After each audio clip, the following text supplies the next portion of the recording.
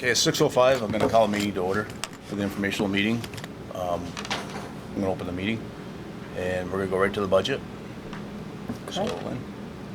All right, so I think that all of our viewers are online, so we're going to talk this evening around the changes that we've made to the third version of the school budget. So I'm going to kick us off with a little bit of data. So this is actually a little bit old because this has been a moving target.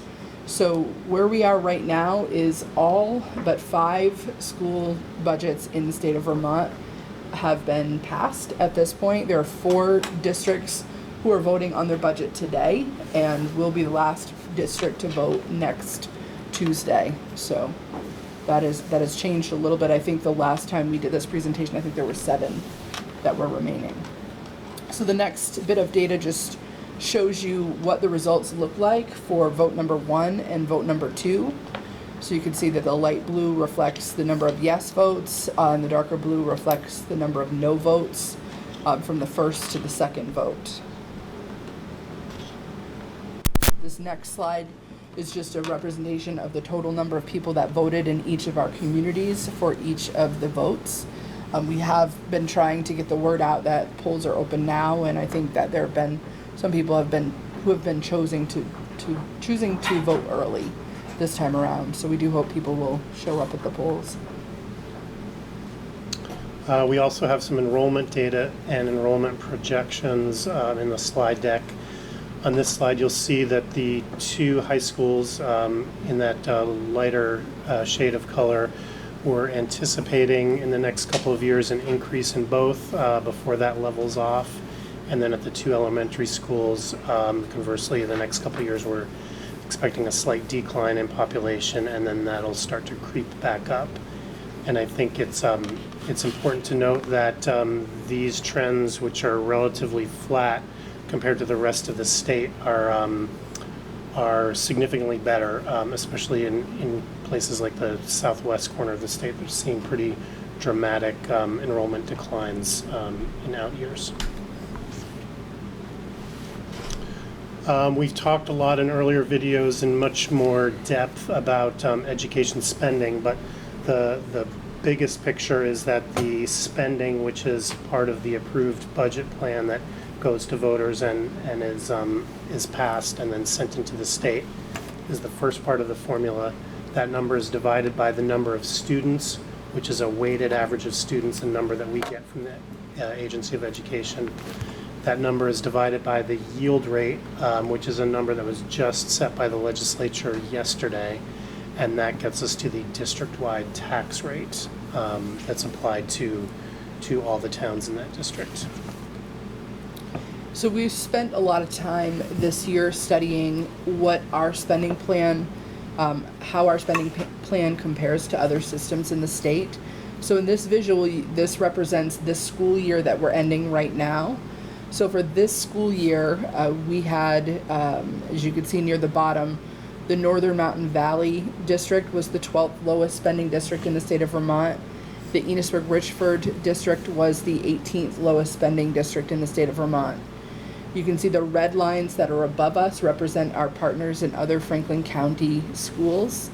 The first black line represents the Franklin County average, and the upper black line represents the statewide average for the state of Vermont. So you can see there's quite a discrepancy between the lowest spending district at around $8,000 and the highest spending district at around $18,000. So you can see when we're talking about a statewide system in Vermont, which is how we fund public education in Vermont, what we're spending historically in FNESU schools is quite a bit lower than what other systems are spending across the state.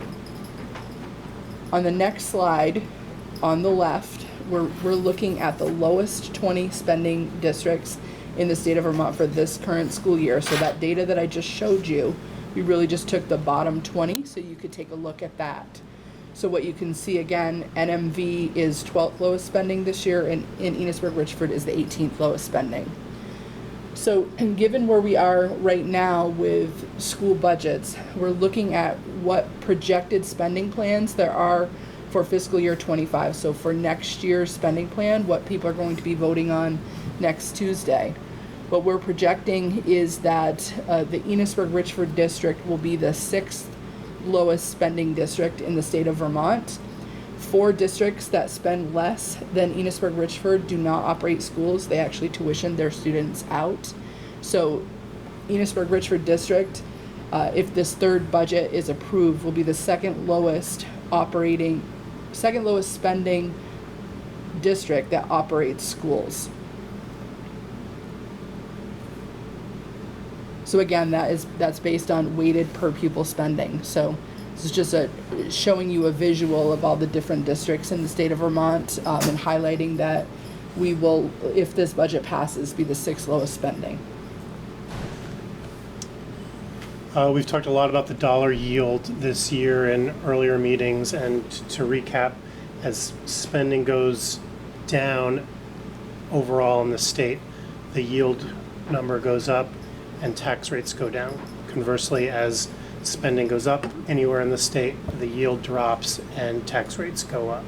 And so there's been a lot of talk from Montpelier about these average bill increases across the state. That's really a function of this statewide level of spending.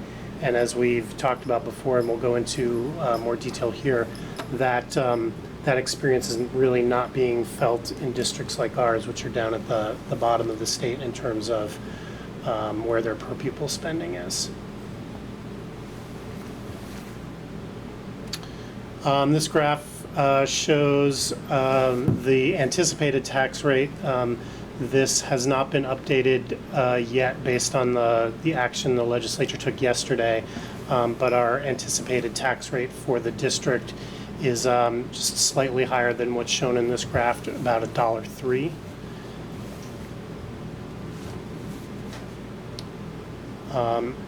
So again, we're at about $1.03, not $1.02 with that information in yesterday. But we've also been talking about the tax rate floor, in that in Vermont, no district can have a tax rate below $1. And so as we look at cutting budgets, once you cut to a level that would push you below $1, the tax bills will be going out at $1 rate, and the cuts that you're making to your budget are basically helping the tax rates in districts that are above that amount. Once we have a district tax rate, we need to apply what's called the common level of appraisal to the tax rate for each individual town. That's a number that's calculated by the tax department and given to towns to use. And basically what that number does is it recognizes that a grand list in town A might be significantly overvalued or undervalued compared to a grand list in town B, even though they're in the same district. So in terms of the math behind it, if your CLA is at 80% and your house is listed at the town for $100,000, your fair market value is actually $125,000, and the state wants to tax you on that fair market value. Conversely, if your CLA is above 100%, in this case 110%, your fair market value is actually below that $100,000 that it's listed, or right around $91,000.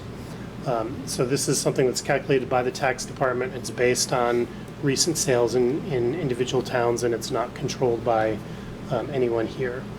And statewide, we're seeing CLAs fall due to the hot real estate market, primarily driven, I'm told, by second homes being sold across the state. Once we apply the CLA, we get what's called the equalized homestead tax rate. And so in this graph, you'll see that it's different for Enosburg and for Richford. That top green line is the tax rate for Enosburg. It's had a pretty steady CLA compared to Richford, and so that tax rate has been relatively steady over the last 6 years.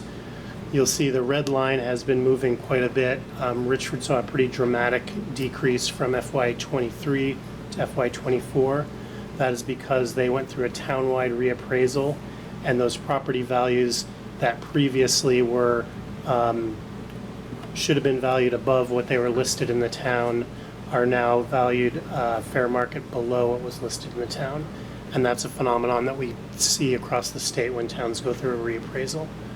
that has started to come back up for FY25, and that explains the increase in Richford's rate compared to the decrease in Enosburg's rate.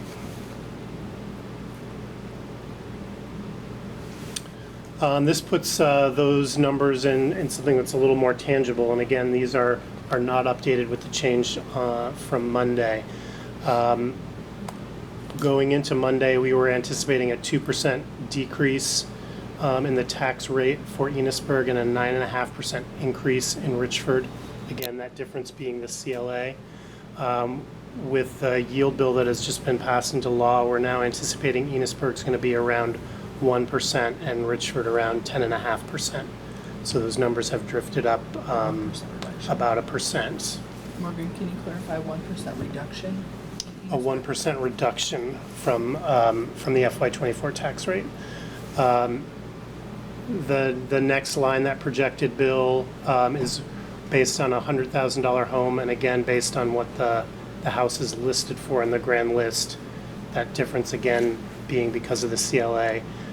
We're now anticipating that in Enosburg, a $100,000 house would pay $1,387, and a similar house in Richford, $962.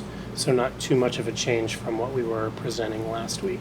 So this is a place where I think there's a lot of confusion in our communities because the projected tax rate change in the communities is different.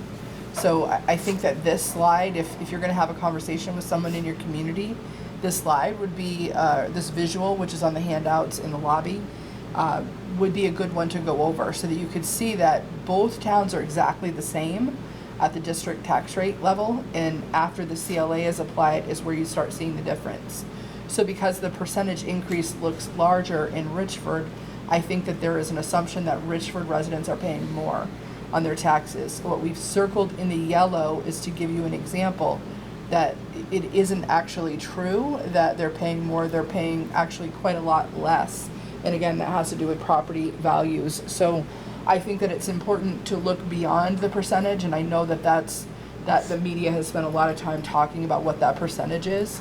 That 1,307, well, there's a new number now, 1,000.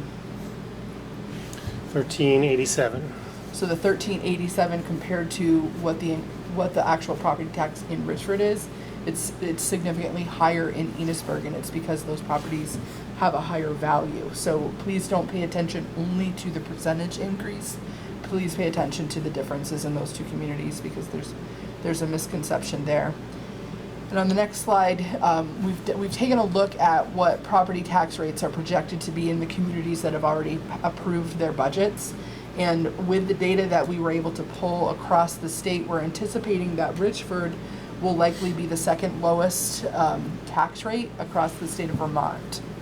So I think that's an important piece to remember. So when it came time to build the second and the third budget, the board was faced with some pretty tough decisions around what is it that is going to be reduced to try to be responsive to what our community members are saying with the no votes around the budget. So these two columns represent what those reductions were. So in version 2 of the budget, there was significant reduction in the SU assessment. There was a reduction in a Spanish teacher position, a librarian. The Spanish teacher position, I believe, was at Enosburg High School. The librarian was at Richford Elementary School. There was a paraeducator reduction, and there was a new outdoor education teacher that we had planned in the first budget for Richford High School that we actually reduced. In version 3 of the budget, we removed a part-time teacher that was associated with the Flexible Pathways Academy at Enosburg High School. There are four paraeducator positions across the district that were reduced, and we actually, now that we know who's returning and who's not returning, we think that will be covered through attrition, so we won't likely need to cut anyone. We made some reductions to the athletic budgets in all of these schools. I know that there was a lot of concern about making a reduction in the athletics budget. One thing that I think it's important to know is that we spoke more about this in our previous budget presentations, but the law that changed this past year, 127, was really intended to benefit systems like ours, who are historically really low spending systems. And the intention behind that was to create opportunities with the additional pupil weights that we received with the new funding formula. So one of the things that we had built in were some additional opportunities. So we had added some additional things into the athletics budget, and we had to remove anything that we added in there, and we had to really look at supplies and things like that and make some reductions there. So that athletic budget reduction did not eliminate any kind of athletic team that we're currently offering. We do have 2 full-time athletic directors in both Enosburg and Richford, and both of their, the number of days that they work per year was reduced. We eliminated a school clinician position at Richford Elementary School and a custodian position. We're going to split a position and share between 2 schools rather than refilling a full-time position. So those were the budget decisions that were made in the last 2 rounds. So do you want to talk about the articles? Yep. So when you vote on Tuesday or up until Tuesday, there are 2 articles that are on the ballot. The first one is the one looking for the authority to spend that budget amount. And you'll notice on the article on the screen, there is a second sentence that has been added back. This was part of the yield bill that was passed, where pre-COVID we were required to put a per pupil spending amount and then the difference from the prior year. So you'll see that now going forward, and the budget that you're considering next week is actually a 2.5% decrease in terms of per pupil spending over the prior year. The second article is an article looking for authority to borrow. This is one that generally passes every year without much notice. If you go to the next slide, Courtney, there's been a lot of confusion around this, around why we need the ability to borrow, and is it somehow an end run around not having a budget. The reality is that on July 5th, we have a payroll to make. We have to pay our principals, we have to pay our custodians, we have to pay anyone who's on a year-round contract. We don't get money from the state until September 10th for this budget year, and we don't see money coming in from the towns based on the taxes they collect until September, October, November, depending on when they collect their taxes. So in a normal year, we get a loan, a line of credit in place on July 1 so we can meet those payrolls until the state aid comes in.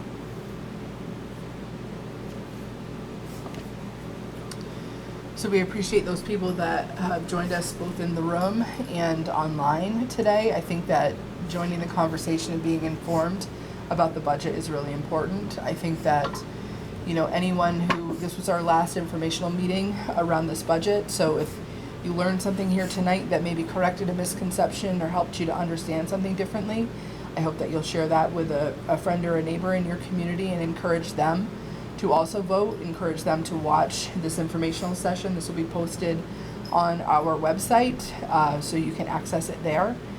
And I think the other piece is voting has already begun. So the polls will officially be open next Tuesday, but we have Australian balloting, so you're welcome to go vote at your local town clerk's office now. It's probably a little bit too late for the mail-in ballot piece. I think that the timing on the mail is seemingly a little less predictable now.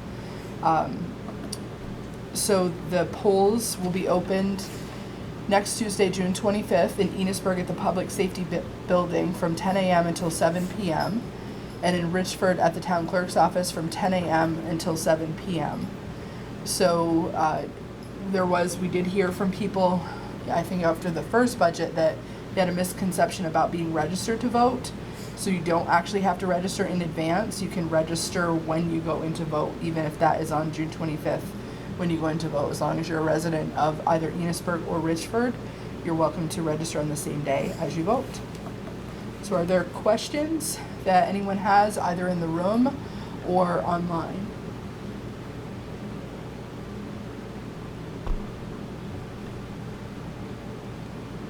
I don't have any questions, but I just wanted to thank you for explaining Article 2, because I think a lot of folks didn't understand that, the borrowing aspect of that, and that the funds were needed. Thank you, Casey.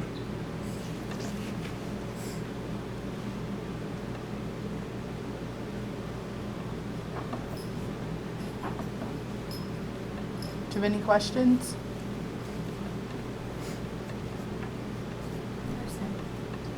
There's nothing in the check. Okay. Can I just reiterate a Yeah. couple points? So I think the important thing for people to know is that the lowest tax rate allowed in the state of Vermont is $1.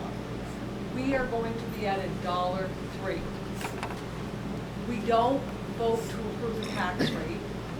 We vote to approve a spending plan. So $1.03 for Enosburg and Richford before the common level of appraisal is applied. Once it's applied, and which is based upon your property, that affects your tax rate. If we approve, if this budget got voted down and we were at $1, no matter what, you're gonna pay $1. So the difference between $1 and $1.03 is like, what, $30? Yeah, you're not gonna save huge money Yeah. on your tax bill if we Yeah, cut to 20 the. bucks, 30 bucks, it's not much money. And we're going to pay $1 if you live in Richford and Enosburg, no matter what. And so I don't think that that has been clear to people until this point. The other thing is that we do not send money to Montpelier now. That's correct, right? We get money from the educational fund. They send us money. And if we approve a spending plan that for a lesser amount, we get less of the state funding, but we pay the same amount of money. Correct? Okay, those are the points I just wanted to. Yeah, make sure we people cut some of the slides for this round based on feedback from other folks, but one of the data points that we put up in earlier presentations was looking at the source of funding. So this was looking at FY24 of the almost $17 million that we get from the state out of the education fund. You know, what fraction of that is actually raised in Enosburg and Richford, and a third of it is coming from things like the sales tax, rooms and meals tax, lottery, Medicaid, those things that are not at all tied specifically to property tax. In terms of residential tax rates, about 5% of the budget comes from Richford residents, about 7.5% of the budget comes from Enosburg residents, and then in terms of non-residential payers, about 10% Enosburg and about 7% Richford. So really 2/3 of the budget, let's say, is coming from somewhere else. So I think I just wanna, there is another confusing point to what you were talking about with that dollar floor that has come up too, because if you look at the tax rate, remember there are two different tax rates. There's the district tax rate before you apply the CLA. It's at that level that it can't be below $1. So I think what people have been confused by is that Richford's was well below the $1 last year, and that was because that was your reappraisal year. So that drove the tax rate really low when they essentially overvalued property last year, which generally happens in a reappraisal. So just understanding that what we control is the district tax rate, and that's the level that can't go below $1. And I think Beth made a really good point about if this budget is voted down and we have to go back and remove more opportunities for our students, the amount of money that you're going to save on your tax bill is not going to be significantly different than what you're going to see right now, because we're already so low. And we haven't had to know this before because we've never really been near the $1 floor. And so our spending has been cut pretty significantly to get us to this point. Last year it was $1.19. Our tax rate before the common level of appraisal was applied was $1.19 last year. It's $1.02 or $3 It's this year $1.03 now. yeah. And then after the common level of appraisal was applied last year in Richford, because the property values were overvalued due to the reappraisal, it went down to 86 cents. So it went from $1.19 to 86 cents. So after the common level of appraisal is applied now, $1.03 is going to go down to how much? 96. 96 cents. So it's 10 Yeah. cents more, Right. even though the education spending has gone down. Correct. Do you have anything you want to add? Not really. It's just get out and vote. We just can't cut anymore. We're gonna be at that dollar, and it's just economically, it just doesn't make any sense. Big week programs. So, Hopefully to see everybody voting on Tuesday. Yeah. That's the biggest thing, is getting people to come out and vote. All Yes. right, so I think, are we good? yeah, any other questions? Anything else on that? Okay. All right, thank everybody for coming out and zooming in. Thank you, everybody. Thank you.